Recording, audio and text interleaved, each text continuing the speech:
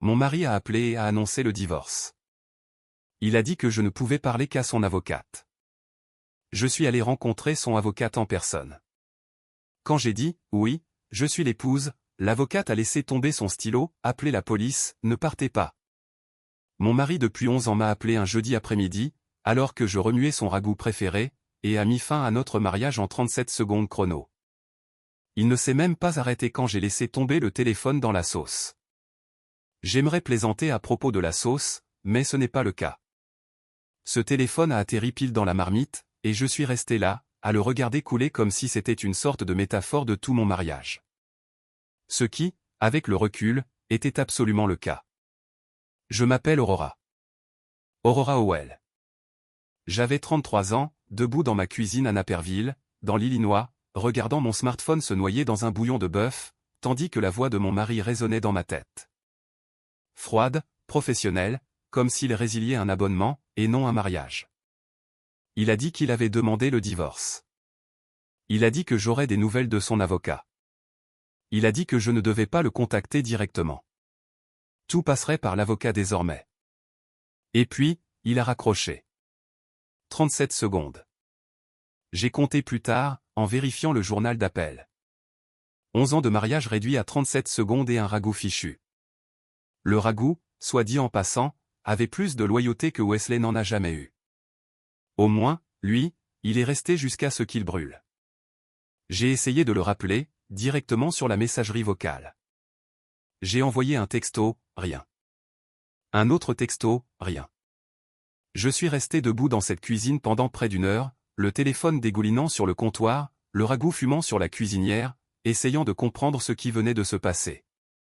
Nous nous sommes rencontrés quand j'avais 21 ans, lors d'un barbecue dans le jardin d'un ami, en été. Une de ces soirées de juillet parfaites, où les lucioles sortent et où tout semble possible. Wesley avait 26 ans, charmant, ambitieux, gravissant les échelons dans une compagnie d'assurance commerciale. Il me faisait rire. Il me faisait me sentir spécial. Il me faisait croire que j'étais la seule femme, dans n'importe quelle pièce où nous entrions. Nous nous sommes mariés 1 an plus tard. J'avais 22 ans, j'étais jeune, stupide et tellement amoureuse que je ne voyais pas clair. J'ai mis ma carrière entre parenthèses. J'étais hygiéniste dentaire. Je venais juste de terminer ma certification, parce que Wesley disait que c'était plus logique pour moi de gérer notre maison pendant qu'il gravissait l'échelle sociale. C'était notre accord. Il gérait l'argent. Je gérais tout le reste.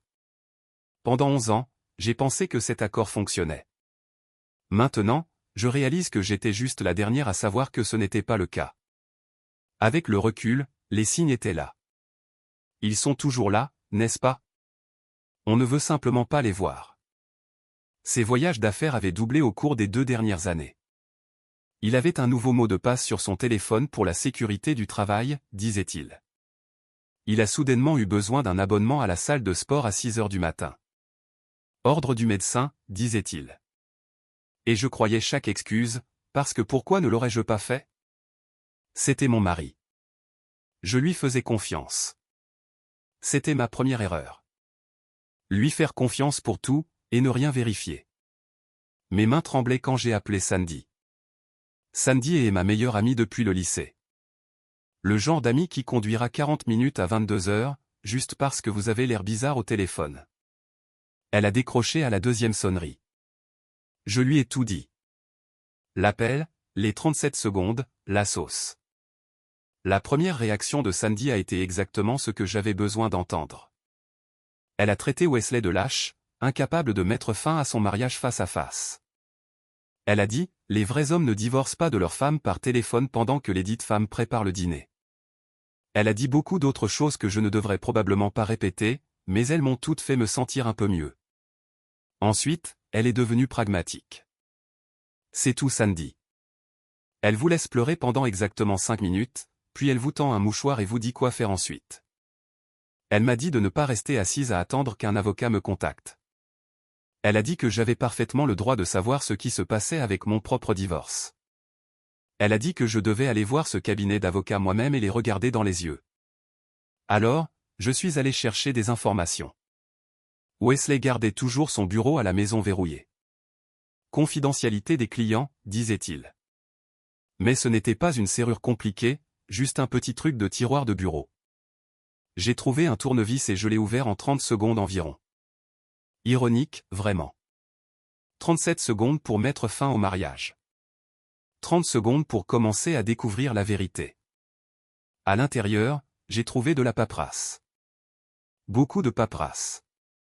Et juste au-dessus, un en-tête.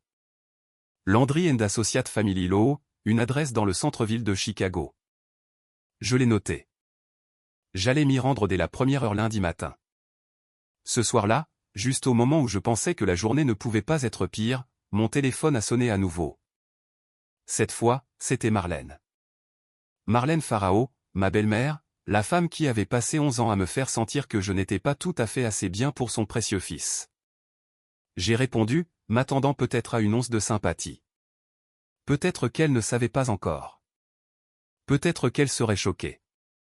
Elle n'était pas choquée. Elle savait. Et elle n'appelait pas pour me réconforter. Marlène m'a dit qu'elle avait toujours dit que je n'étais pas assez ambitieuse pour Wesley. Elle a dit qu'il avait besoin de quelqu'un à son niveau. Elle a dit qu'elle était sûre que je retomberais sur mes pieds, avec ce ton condescendant qui indiquait clairement qu'elle se fichait éperdument de l'endroit où j'atterrirais. Puis elle a raccroché. Pas tout à fait 37 secondes, mais presque. Je suis resté assise sur le sol de ma cuisine pendant un long moment après cet appel. Le ragoût était complètement ruiné à ce moment-là.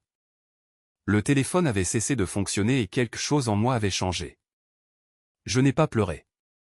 Je pensais que je le ferais, mais non. Au lieu de cela, quelque chose s'est durci. Quelque chose est devenu calme, froid et très concentré. Marlène savait. Elle l'avait probablement aidé à planifier tout ça. Et Wesley, mon Wesley, l'homme à qui j'avais donné 11 ans de ma vie, avait réduit tout notre mariage à un appel téléphonique et à la carte de visite d'un avocat. Très bien. S'il voulait jouer à ça par avocats interposés, nous jouerions par avocats interposés. Mais je n'allais pas être la petite femme confuse qui attend des instructions près du téléphone. Le cabinet d'avocats s'appelait Landry & Associates. L'associée fondatrice était une femme nommée Theodora Landry. Je l'ai cherchée ce soir-là sur mon ordinateur portable, puisque mon téléphone était désormais un presse-papier très coûteux qui marinait dans du jus de bœuf. Ce que je ne savais pas, ce que je ne pouvais pas savoir, c'est que Theodora Landry portait une bague de fiançailles à 12 000 $ au doigt. Et l'homme qui la lui avait offerte lui avait raconté une histoire très intéressante. Il lui avait dit que sa femme était morte depuis 4 ans. Avant de continuer, appuyez sur ce bouton d'abonnement et dites-moi dans les commentaires d'où vous regardez et quelle heure il est chez vous. Je lis chacun d'entre eux et honnêtement, cela illumine toute ma journée. Merci beaucoup d'être ici. Maintenant, où en étais-je? Ah, oui. J'étais sur le point de devenir jury comptable à 2 heures du matin. Ce jeudi soir, après le charmant appel téléphonique de Marlène, je ne pouvais pas dormir. Mon cerveau tournait en rond, rejouant chaque conversation, chaque excuse, chaque nuit tardive où Wesley prétendait travailler. Alors, j'ai fait ce que toute femme rationnelle ferait à 2 heures du matin après que son mari lui a tendu une embuscade avec un divorce. J'ai ouvert mon ordinateur portable et j'ai commencé à regarder nos finances. Voyez-vous, voici le truc à propos de notre mariage. Wesley gérait l'argent. C'était l'accord. Rappelez-vous, c'était le gars du business, le gars des chiffres, celui avec le diplôme en finance. Je lui faisais confiance. Je signais tout ce qu'il mettait devant moi. Je n'ai jamais questionné, jamais vérifié, jamais douté. Il s'avère que c'était ma deuxième erreur, peut-être ma plus grosse. Notre compte d'épargne commun était censé contenir environ 60 000 $. Nous l'avions construit pendant des années. Notre filet de sécurité, notre avenir, la preuve que nous étions des adultes responsables. Je me suis connecté, m'attendant à voir ce coussin confortable. Le solde était de 12 700 $. J'ai fixé ce chiffre pendant 5 bonnes minutes, convaincu que je regardais le mauvais compte. Mais non, c'était notre compte, nos économies, et 47 300 $ avaient simplement disparu. J'ai commencé à parcourir l'historique des transactions. Des retraits au cours des 14 derniers mois, toujours des montants qui ne déclencheraient pas de sonnette d'alarme. 2000 par-ci, 3500 par-là, transférés vers un numéro de compte que je n'avais jamais vu de ma vie. Mes mains tremblaient à nouveau, mais cette fois, ce n'était pas sous le choc. C'était à cause de quelque chose de plus froid. La colère, peut-être, ou le début de la compréhension de la gravité avec laquelle j'avais été manipulé. Puis je me suis souvenu de mon héritage. Il y a 3 ans, mon père est décédé. Ce n'était pas un homme riche. Il avait travaillé 32 ans dans une usine de fabrication à Rockford. Mais il avait économisé soigneusement toute sa vie. Il m'avait laissé 85 000 $. Mon pécule, ma couverture de sécurité. La seule chose que j'avais qui était vraiment à moi. Wesley m'avait convaincu de l'ajouter comme co-titulaire sur ce compte, juste au cas où il m'arriverait quelque chose. Il a dit que c'était juste pour rendre les choses plus faciles, disait-il. Je n'y ai pas réfléchi à 2 fois. J'aurais dû y réfléchir à 2 fois.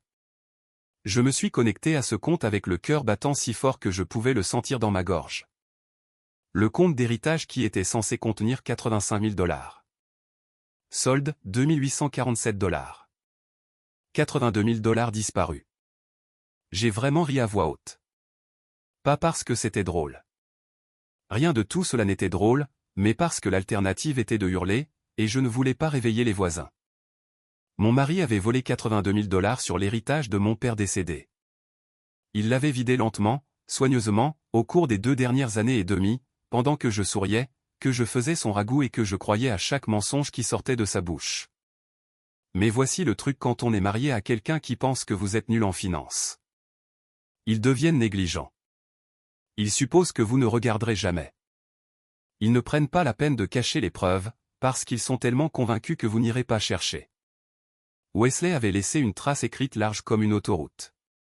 J'ai trouvé des relevés de cartes de crédit qu'il ne m'avait jamais montrés. Des frais dans des bijouteries, alors que je n'avais reçu aucun bijou. Des restaurants chics où je n'étais jamais allé. Un endroit appelé Girl and the Goat. Un endroit appelé Alinea, où apparemment un seul dîner coûte plus cher que mon budget mensuel d'épicerie. Un fleuriste à River North avec des livraisons hebdomadaires. Je n'avais pas vu de fleurs non plus. Quelqu'un recevait des bijoux, des dîners coûteux et des fleurs. Ce n'était juste pas moi.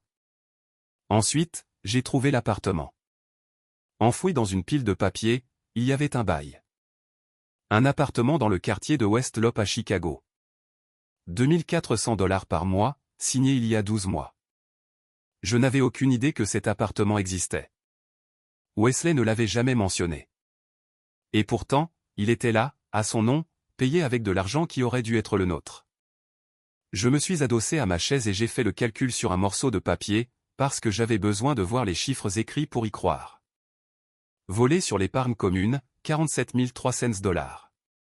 Volé sur mon héritage, 82 153 $. Total, 129 453 $. Presque 130 000 $. Mon mari m'avait volé près de 130 000 $ et je n'avais rien remarqué, parce que je lui faisais confiance. Ma grand-mère avait l'habitude de dire quelque chose que je trouvais toujours démodé. Elle disait qu'une femme devrait toujours avoir assez d'argent pour quitter n'importe quelle situation. Elle disait que peu importe à quel point vous aimiez quelqu'un, vous ne devriez jamais être complètement dépendante de l'honnêteté d'une autre personne. J'ai pensé à ce conseil il y a 3 ans, quand j'ai commencé un compte d'épargne secret. Juste 200 $ par mois transférés automatiquement. De l'argent de poche. Je l'appelais l'argent pour partir, comme ma grand-mère l'aurait appelé. J'ai vérifié ce compte. 7 200 $. Le seul argent dont je savais avec certitude qu'il était à moi. Le seul argent dont Wesley ignorait l'existence. Grand-mère avait raison. Elle avait toujours raison. Dimanche matin, je me suis souvenu de quelque chose. Wesley avait un sac de golf dans le garage. Il détestait le golf. Il disait toujours que c'était mauvais pour son dos, une perte de temps, un sport pour les gens qui n'ont rien de mieux à faire. Mais il gardait ce sac et il ne me laissait jamais le toucher. Je l'ai touché. À l'intérieur, sous une serviette, se trouvait un smartphone. Pas son téléphone habituel. Un deuxième. Caché, secret. Le code d'accès m'a pris 3 essais. Son anniversaire? Non. Mon anniversaire?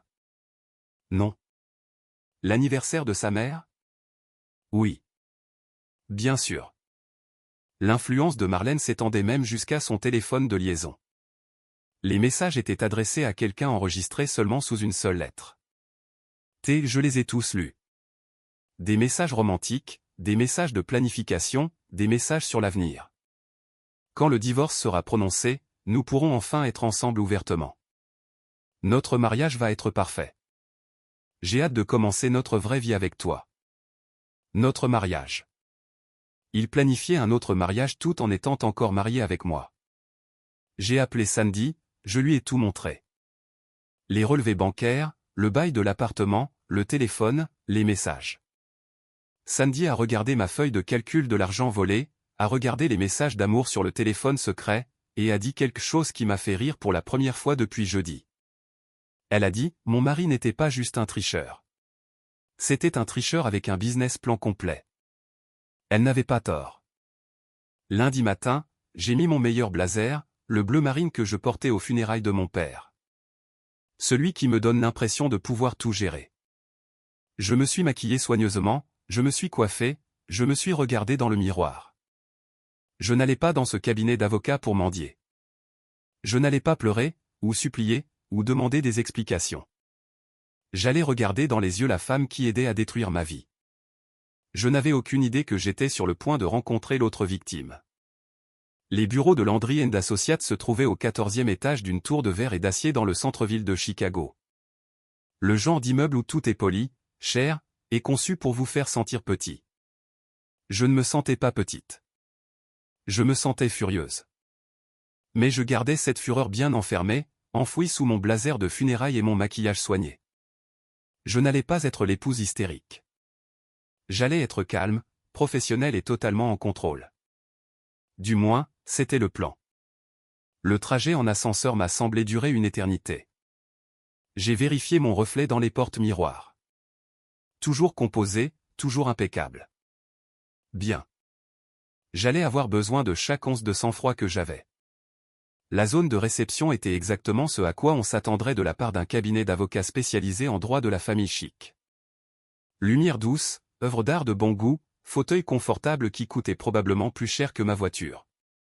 Une jeune femme à l'accueil m'a souri comme si j'étais une cliente potentielle, et non une femme dont la vie avait explosé il y a 4 jours. Elle a demandé qui j'étais venu voir. Je lui ai dit que j'avais besoin de parler à la personne responsable, à propos d'une affaire que le cabinet gérait, le divorce Pharao. Elle a tapé quelque chose sur son ordinateur, a vérifié un écran, m'a dit que cette affaire était gérée par l'un de leurs associés, mais qu'elle pouvait voir si Madame Landry, l'associée fondatrice, avait quelques minutes de libre. Oui, ai-je dit. Je voudrais parler à Madame Landry. 10 minutes dans la salle d'attente. Je suis resté assise très immobile, les mains jointes sur mes genoux, regardant la porte des bureaux intérieurs. Il y avait des photos encadrées sur les murs, des gens souriants, des fins heureuses, des témoignages sur de nouveaux départs et de nouveaux commencements. Je me demandais combien de ces gens souriants avaient été pris au dépourvu comme moi. Je me demandais combien d'entre eux s'étaient assis sur cette même chaise, essayant de se retenir. Puis la porte s'est ouverte et une femme est sortie. Théodora Landry avait à peu près mon âge, peut-être quelques années de plus, 37, 38 ans. Élégante de la manière dont les femmes professionnelles qui réussissent sont élégantes. Beau tailleur, bonne posture, belle coupe de cheveux. Elle avait ce genre de confiance qui vient du fait de construire quelque chose soi-même, de savoir qu'on est bon dans ce qu'on fait. Elle a souri professionnellement et m'a tendu la main. Je l'ai serrée. Sa poigne était ferme. Son sourire, travaillé. Elle m'a conduite à son bureau d'angle. De grandes fenêtres, une vue sur la ville, des diplômes au mur, et sur son bureau dans un cadre argenté, une photo. Mon estomac est tombé directement à travers le sol. La photo montrait Théodora avec un homme.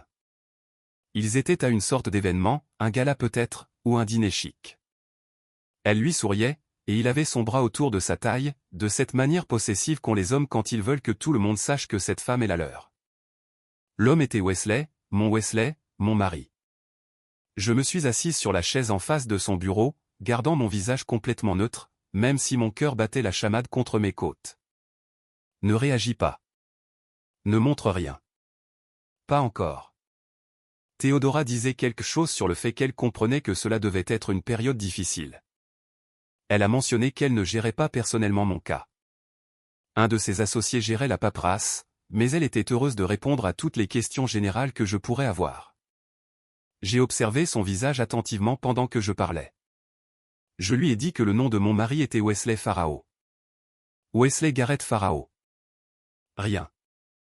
Aucune réaction, aucune lueur de reconnaissance. Bien sûr que non. Il n'avait pas utilisé ce nom avec elle. Alors, j'ai essayé autre chose. J'ai sorti mon téléphone. Mon nouveau téléphone, puisque l'ancien était probablement encore dans une décharge couverte de résidus de ragoût, et j'ai ouvert mes photos. J'ai dit que je voulais juste m'assurer que nous parlions de la même personne. J'ai tourné l'écran vers elle. La photo datait de notre dîner d'anniversaire il y a 2 ans. Wesley dans un beau costume, souriant, ce sourire charmant, ayant l'air en tout point du mari dévoué. J'ai regardé le visage de Théodora alors qu'elle regardait l'écran. La couleur a quitté ses joues comme si quelqu'un avait débranché une prise. Sa main s'est dirigée vers le bureau, pour se stabiliser. Elle s'est assise sur sa chaise, pas gracieusement, mais comme si ses jambes avaient simplement cessé de fonctionner. J'avais vu cette photo de Wesley 1000 fois, mais je n'avais jamais vu personne réagir comme ça. La voix de Théodora est sortie à peine au-dessus d'un murmure. Elle a dit que ce n'était pas possible. Je lui ai demandé ce qui n'était pas possible. Elle a dit que son nom n'était pas Farao. Son nom était Garrett. Wesley Garrett. Je lui ai dit que son nom légal complet était Wesley Garrett Farao. Je lui ai dit que nous étions mariés depuis 11 ans. Je lui ai dit que j'étais bien vivante. Vivante. C'est le mot qui l'a brisé. Théodora m'a regardé avec une expression que je n'oublierai jamais. L'horreur, la confusion, la lente et terrible naissance de la compréhension. Elle a dit qu'il lui avait dit que sa femme était morte il y a 4 ans, un accident de voiture. Il a dit qu'il était veuf. La pièce était très calme. Je pouvais entendre la circulation depuis 14 étages plus bas. Le bourdonnement de la climatisation, mon propre rythme cardiaque battant dans mes oreilles. J'ai regardé la main de Théodora, la bague à son doigt, un gros diamant taillé par un expert. Le genre de bague qui coûte plus cher que les voitures de la plupart des gens. Je connaissais cette bague. J'avais vu les reçus de carte de crédit. Je lui ai dit qu'il avait acheté cette bague avec l'argent de l'héritage de mon père. Je lui ai dit que j'avais trouvé les reçus. Théodora a regardé sa main comme si elle ne l'avait jamais vue auparavant. Lentement, soigneusement, comme si la bague pouvait la brûler, elle l'a retirée de son doigt. Elle l'a posée sur le bureau entre nous. Aucune de nous n'y a touché. Nous sommes restés assises là en silence pendant un long moment. 2 femmes qui auraient dû être ennemies. 2 femmes qui avaient toutes 2 été détruites par le même homme. 2 femmes qui réalisaient toutes 2, exactement au même moment, l'ampleur totale des mensonges qu'on leur avait racontés. Théodora m'a regardé et j'ai vu quelque chose dans ses yeux qui m'a surprise. Je m'attendais à de l'hostilité. Je m'attendais à une attitude défensive. Je m'attendais à ce qu'elle me jette dehors pour se protéger, pour faire semblant que cette rencontre n'avait jamais eu lieu. Au lieu de cela, j'ai vu de la rage. Une rage froide, contrôlée, professionnelle.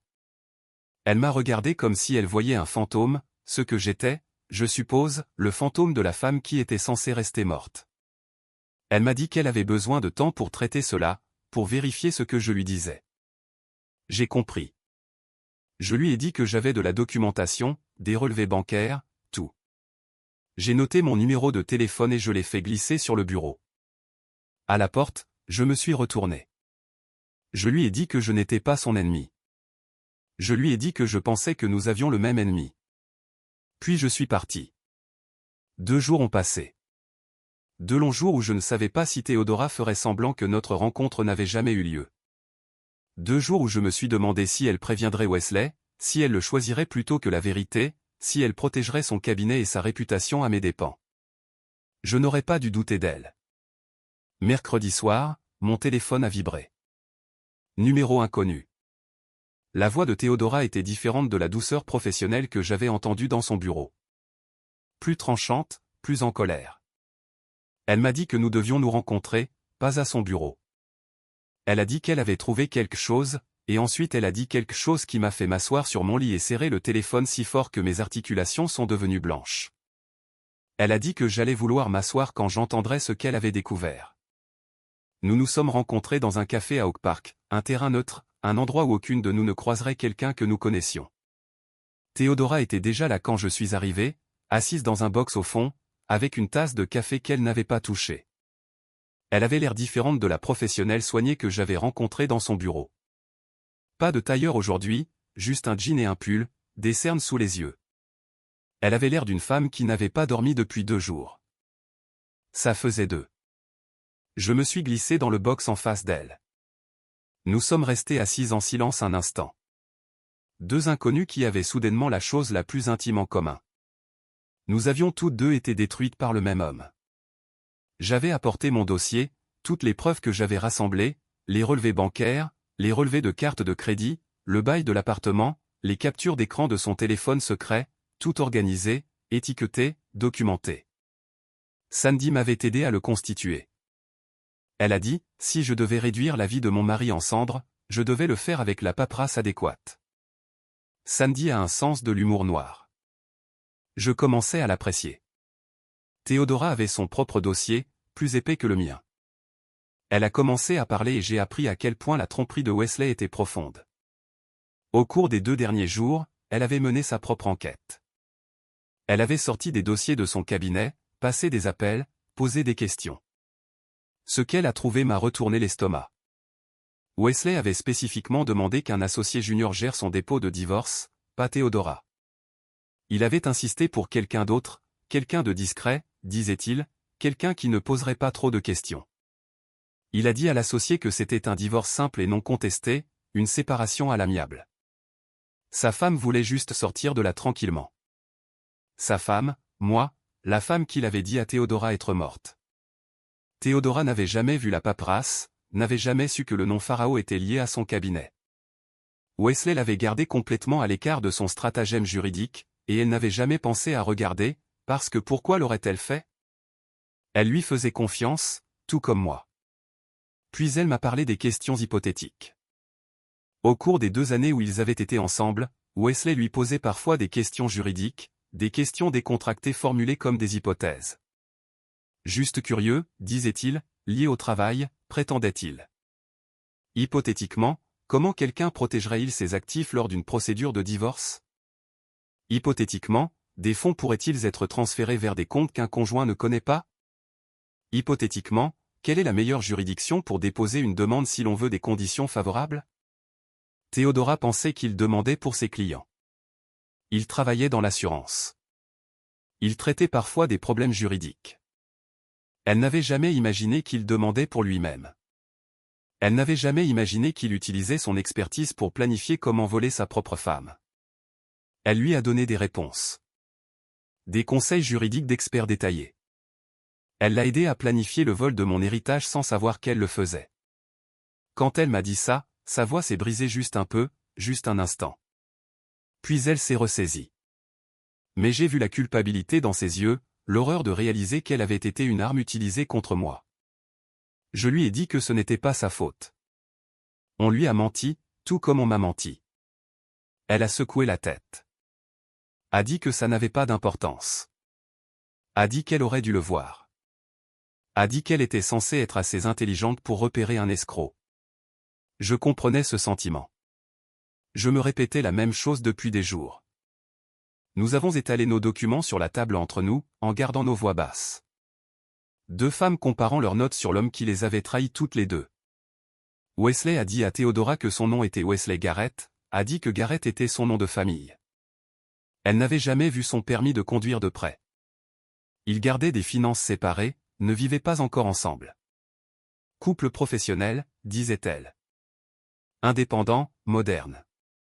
Il lui a dit que sa femme, sa première femme, celle qui était morte, était décédée dans un accident de voiture il y a 4 ans. Tragique, soudain, dévastateur. Il a dit qu'il avait passé des années à faire son deuil avant de se sentir prêt à aimer à nouveau. Théodora était sa seconde chance. Il disait que c'était son nouveau départ. J'ai presque eu pitié d'elle. Presque. Puis je me suis souvenu qu'elle portait l'héritage de mon père à son doigt depuis 8 mois et la sympathie s'est un peu estompée. Elle avait déjà retiré la bague. Bien sûr, elle était dans son sac à main comme un morceau de matière radioactive. Elle ne savait pas quoi en faire. Je lui ai dit de la garder comme preuve. Nous pourrions en avoir besoin. Le calcul, quand nous avons tout additionné, était stupéfiant. Volé sur notre épargne commune, 47 300 $. Volé sur mon héritage, 82 153 $. La bague de fiançailles, environ 12 000 $. L'appartement caché, 28 800 $ de loyer sur 12 mois. Dîner, fleurs, cadeaux, des milliers d'autres. Mon mari avait dépensé près de 150 000 $ pour se construire une fausse vie avec une autre femme, en utilisant de l'argent qui m'appartenait. Et voici ce qui m'a vraiment touché. Il pensait qu'il allait s'en tirer.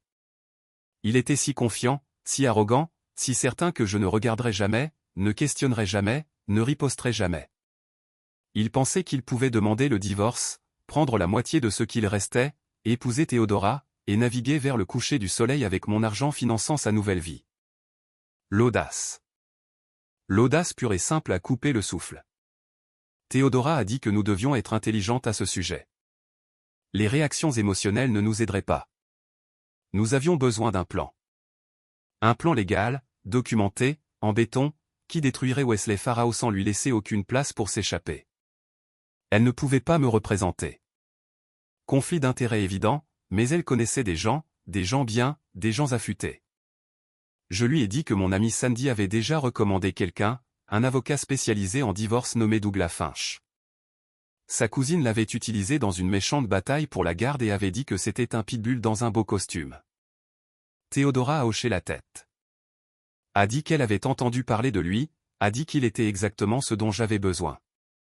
J'ai appelé Douglas Finch cet après-midi-là, j'ai tout expliqué, je lui ai envoyé des copies de toute ma documentation. Il m'a rappelé 2 heures plus tard. Il a dit que mon mari n'obtiendrait pas le divorce. Il a dit que mon mari allait aller en prison. Le plan s'est mis en place au cours de la semaine suivante. Pas de confrontation théâtrale, pas de règlement de compte dramatique, juste de la paperasse, de la documentation et le resserrement lent et méthodique d'un nœud coulant juridique. Étape 1, je demanderai le divorce avec des demandes reconventionnelles, fraude financière, manquement à l'obligation fiduciaire, vol. Douglas s'en occuperait. Étape 2, je déposerai une plainte pénale auprès de la police de Naperville. Les fausses signatures sur ces documents de virement bancaire n'étaient pas seulement des problèmes de tribunal de divorce, c'étaient des crimes. Étape 3, Théodora mettrait fin aux fiançailles. Tranquillement, sans explication, rendrait la bague et partirait.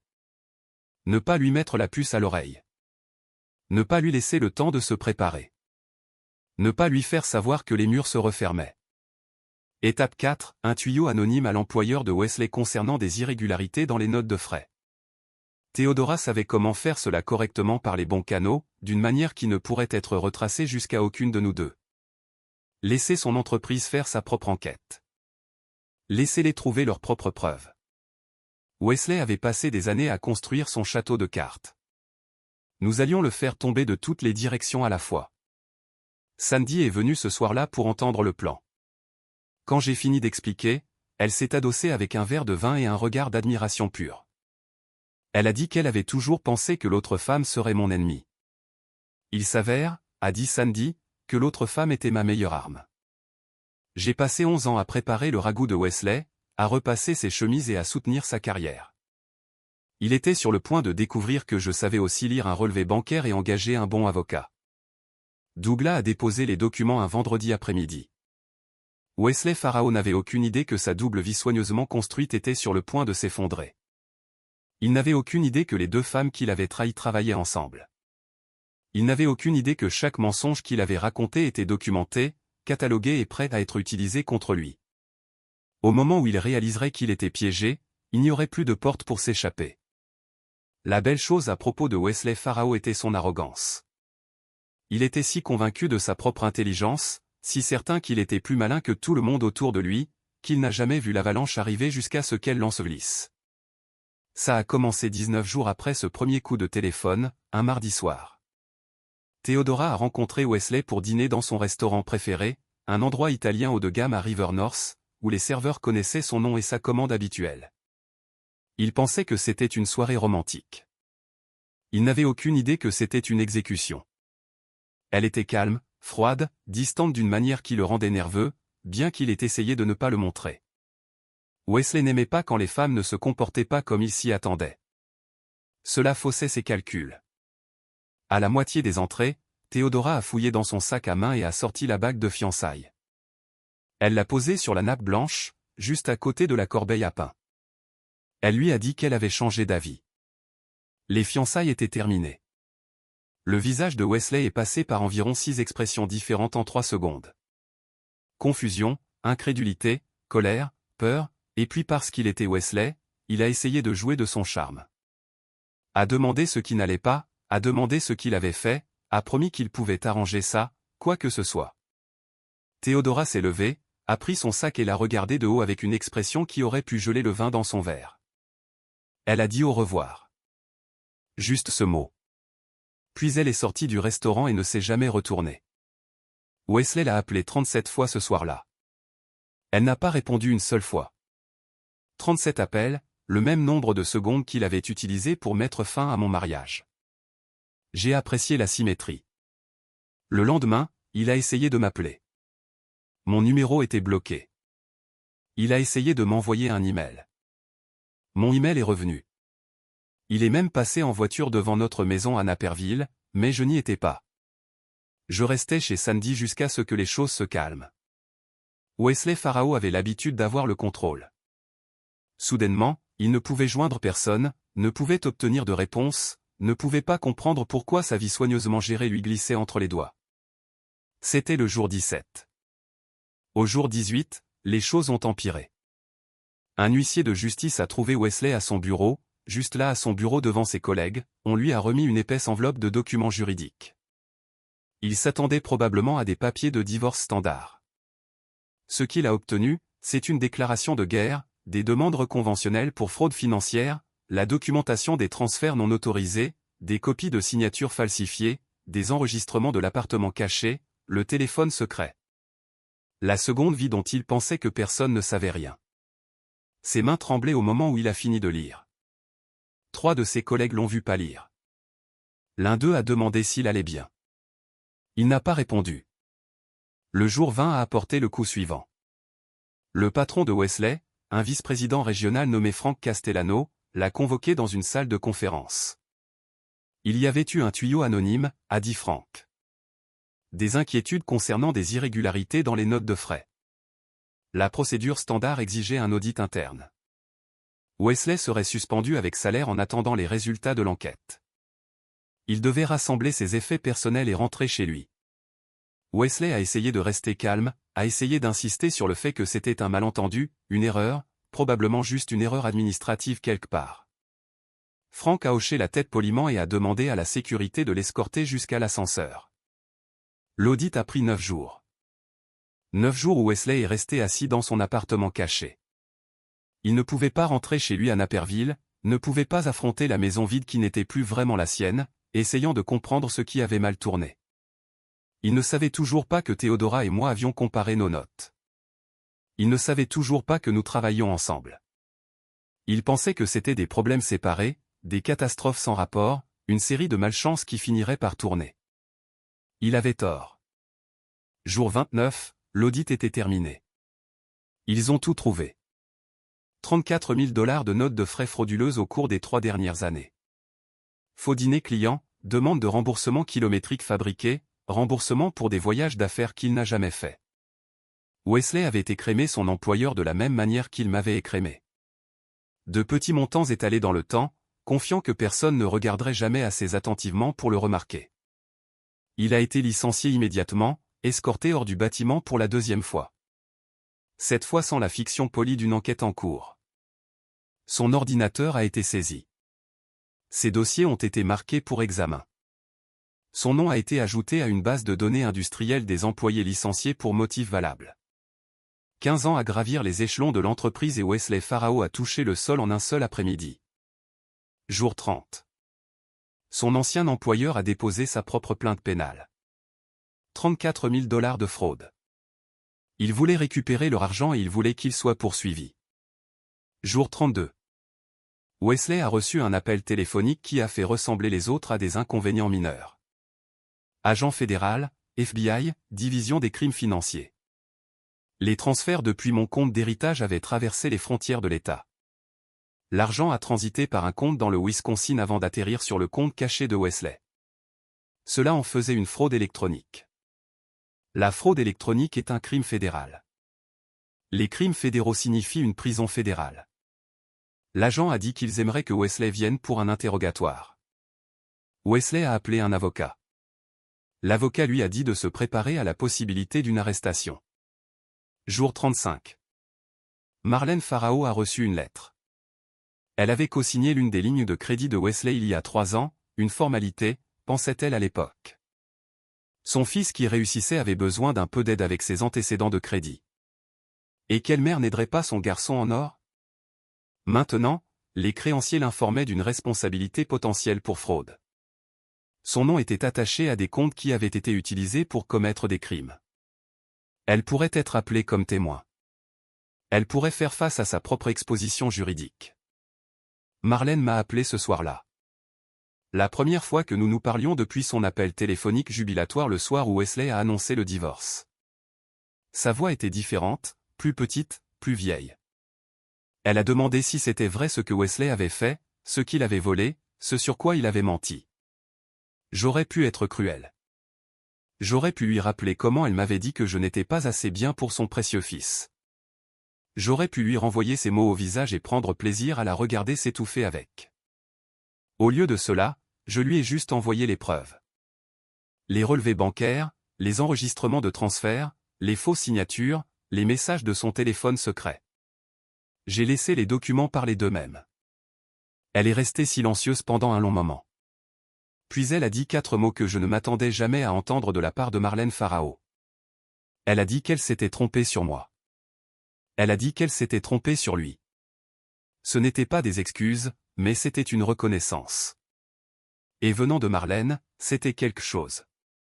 Jour 46, 7h14 du matin. Wesley était dans son appartement caché dans le West Loop, buvant du café et essayant de comprendre comment sauver quelque chose, n'importe quoi, de l'épave de sa vie. Il avait toujours son charme, se disait-il. Il pourrait s'en sortir par la parole. Il l'avait toujours fait auparavant. Il y a eu un coup à la porte. 2 détectives en civil, un signe sorti, mandat en main. Wesley Farao, vous êtes en état d'arrestation pour faux, vol et fraude financière. Vous avez le droit de garder le silence. Ils l'ont laissé mettre des chaussures. Ils l'ont laissé poser sa tasse de café. Puis ils l'ont menotté, l'ont conduit à travers le hall de son immeuble secret et coûteux, et l'ont placé à l'arrière d'une voiture banalisée. Ses voisins regardaient depuis leur porte. Une femme promenant son chien s'est arrêtée pour regarder. Quelqu'un a pris une photo avec son téléphone. Wesley a demandé s'il pouvait appeler sa mère. Le détective a dit qu'il pourrait appeler depuis le poste. Il a appelé Marlène cet après-midi-là. Son seul coup de fil depuis la prison du comté. Sa voix s'est brisée quand il lui a demandé de l'argent pour la caution. 20 000 $, il la rembourserait. Il a dit qu'il avait juste besoin d'aide. S'il te plaît, maman. S'il te plaît. Marlène Farao avait passé 63 ans à défendre son fils, à excuser son comportement, à blâmer tout le monde pour ses échecs. Elle m'avait regardé dans les yeux à mon propre mariage et m'avait dit que j'avais intérêt à bien prendre soin de son garçon. Mais il y a des choses que même une mère ne peut ignorer. Certains mensonges trop gros pour être expliqués. Certaines trahisons qui finissent par fissurer des décennies d'aveuglement volontaire. Elle a dit à Wesley qu'elle ne pouvait pas l'aider. Elle lui a dit qu'elle ne l'aiderait pas. Puis elle a raccroché. Première fois de sa vie que Marlène Farao refusait quoi que ce soit à son fils. Première fois qu'elle le voyait clairement. Première fois qu'elle choisissait la vérité plutôt que la loyauté. Wesley a passé 3 nuits à la prison du comté avant de pouvoir organiser une caution par l'intermédiaire d'un garant. 3 nuits sur un matelas fin sous des lumières fluorescentes, entouré de gens qui se fichaient de son charme, de ses excuses ou de ses goûts coûteux. 3 nuits pour réaliser que cette fois, il n'allait pas s'en sortir par la parole. Si cette histoire vous a touché, faites-moi une petite faveur. Appuyez sur ce bouton j'aime et laissez un commentaire ci-dessous. Cela aide vraiment plus que vous ne le pensez, et je lis chacun d'entre eux. Merci beaucoup d'être ici avec moi. Le processus judiciaire a pris environ 6 mois. Audience, motion, négociation, retard. Les roues de la justice tournent lentement, mais elles tournent. Wesley a engagé un avocat de la défense avec le dernier de son argent accessible. Quand cela s'est épuisé, il a eu un défenseur public. L'avocate commise d'office était jeune, surmenée et honnête. Elle a regardé les preuves contre son client et lui a dit la vérité. Il pouvait se battre, aller au procès, tenter sa chance avec un jury. Mais s'il perdait, et il perdrait probablement, il ferait face à des accusations fédérales en plus des accusations de l'État. La fraude électronique à elle seule pouvait signifier 20 ans. Combinée avec le faux, le vol, la fraude à l'employeur, il pourrait passer le reste de sa vie utile derrière les barreaux, où il pouvait accepter un accord de plaidoyer. Wesley Farao a plaidé coupable de faux et de vol de plus de 100 000 $. En échange, les accusations fédérales ont été abandonnées. Son ancien employeur a accepté de ne pas poursuivre d'autres accusations criminelles en échange d'une restitution complète. Le juge a accepté le plaidoyer, a fixé une date pour la sentence. Je suis allé à cette audience. Je n'ai pas parlé. Je n'y étais pas obligé, et honnêtement, je n'avais plus rien à dire à Wesley Farao. Je voulais juste regarder. Il s'est tenu devant le juge dans une combinaison orange. Les costumes coûteux avaient disparu. Le sourire charmant avait disparu. L'homme qui avait contrôlé ma vie pendant 11 ans semblait plus petit, d'une certaine manière. Fatigué, vaincu. La salle d'audience était presque vide.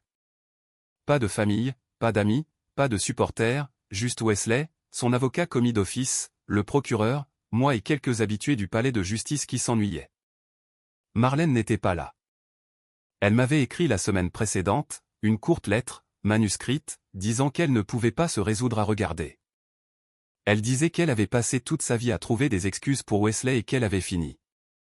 Elle disait qu'elle ne s'attendait pas au pardon, mais voulait que je sache qu'elle voyait enfin la vérité. J'ai lu cette lettre une fois, je l'ai pliée, je l'ai mise dans un tiroir. Je ne sais pas si je pardonnerai un jour à Marlène Farao, mais j'ai compris pourquoi elle n'était pas dans cette salle d'audience.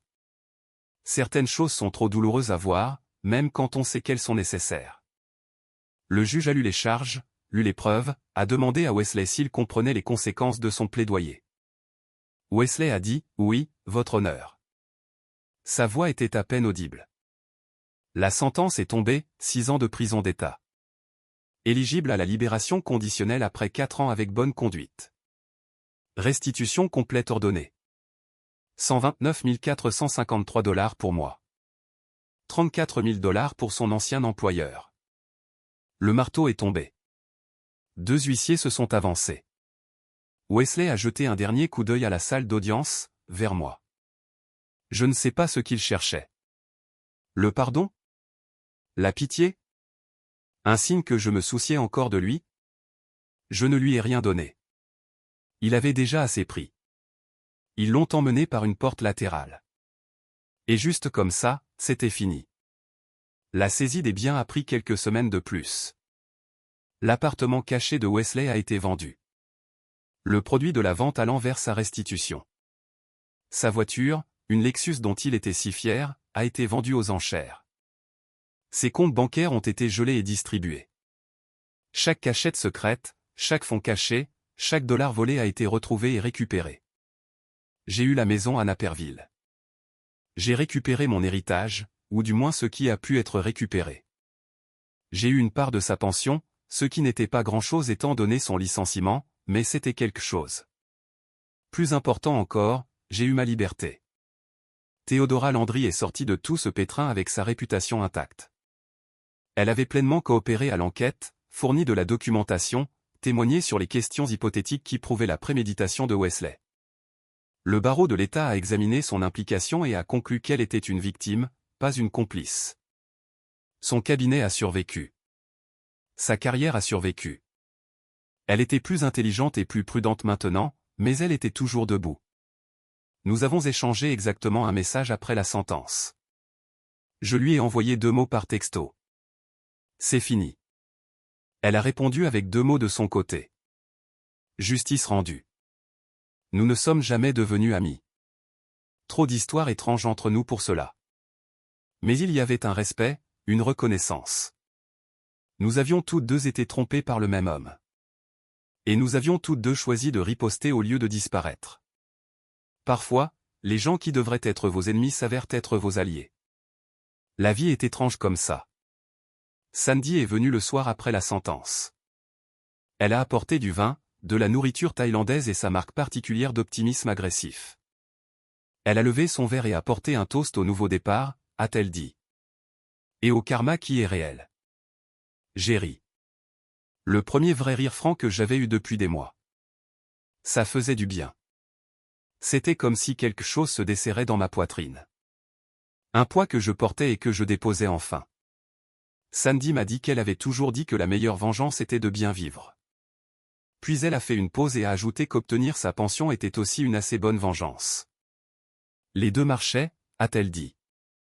Je suis retourné travailler quelques semaines plus tard.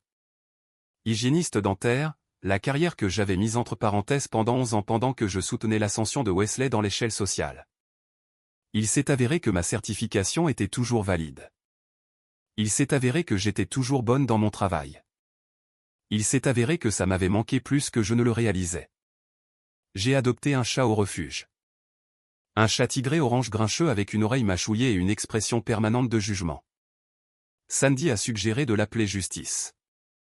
Je pensais que c'était ringard, mais c'est resté. Justice le chat s'assoit sur le rebord de ma fenêtre la plupart du temps, regardant les oiseaux et jugeant mes choix de vie. Il est très doué pour les deux. J'ai aussi commencé à économiser de l'argent, de vraies économies cette fois, pas juste $200 par mois dans un compte secret. J'ai constitué un fonds d'urgence, ouvert un compte de retraite à mon nom uniquement. J'ai appris à lire des états financiers et à comprendre où allait chaque dollar. Ma grand-mère avait raison. Une femme devrait toujours avoir assez d'argent pour quitter n'importe quelle situation. J'avais ça maintenant. Personne ne contrôlerait plus jamais mes finances. 6 mois après la sentence, je préparais le dîner dans ma cuisine. Pas de ragoût. Je n'ai plus jamais refait ce plat et je ne le ferai jamais. Des pâtes. Quelque chose de simple. Quelque chose qui était juste pour moi. Mon téléphone a vibré. Alerte info. Quelque chose à propos de l'admission en prison.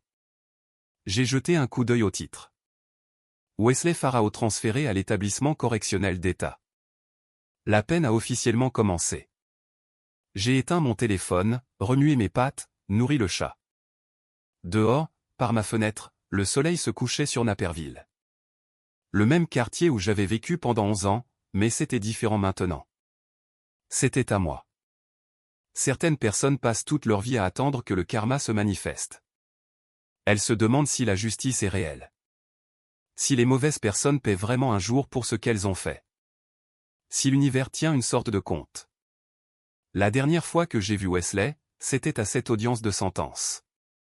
Il m'a regardé comme s'il s'attendait à quelque chose. De la colère, de la satisfaction, peut-être même une sorte de sympathie tordue. Après tout, nous avions partagé 11 ans. Nous avions construit une vie ensemble. Même si cette vie s'est avérée être construite sur des mensonges. Je ne lui ai rien donné. Il m'avait déjà assez pris. Mon argent, ma confiance, ma vingtaine, 11 ans que je ne pourrais pas récupérer. Mais il n'a pas tout pris. Il n'a pas pris mon avenir. Merci beaucoup d'être resté avec moi jusqu'à la toute fin de cette histoire. Cela signifie plus que vous ne le pensez. Si vous voulez plus d'histoires comme celle-ci, elles vous attendent juste là sur votre écran. Allez-y, cliquez sur l'une d'elles et je vous verrai dans un instant. Vous allez adorer.